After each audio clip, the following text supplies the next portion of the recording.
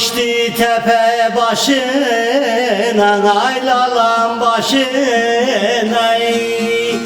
Aylalan beni al diline vurdular, ay balam vurdular, ay balam vurdular.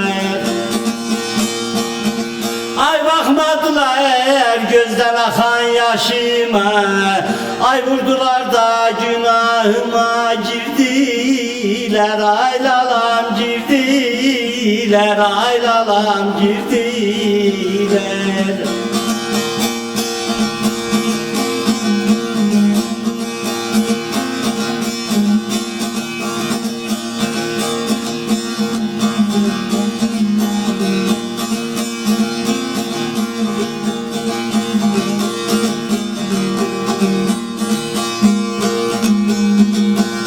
Ay değirmanla çıktım gövdem bozuldun, aylalam bozuldu.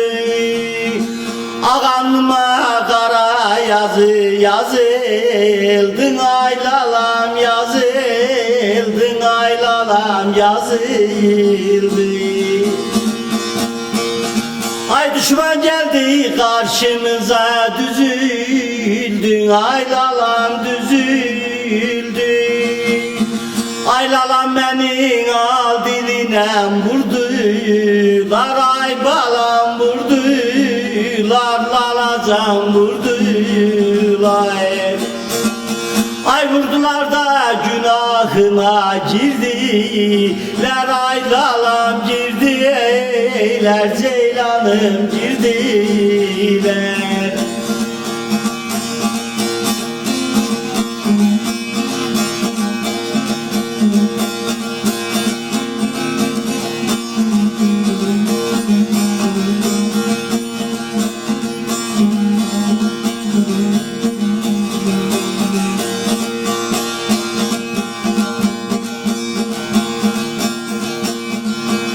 Ay ben de doğdum kıskanın elinde, ceylanın elinde. Ay can besledim kehlen atlar belinden, aylalan belinden, aylalan belinde. Ay neler çektim kör Kemal'in elinden, aylalam elinden. Aylalam beni al diline vurdular, ay balam vurdular, ay balam vurdular. Ay vurdular da günahıma girdiler, aylalam girdiler, ceylanım girdiler.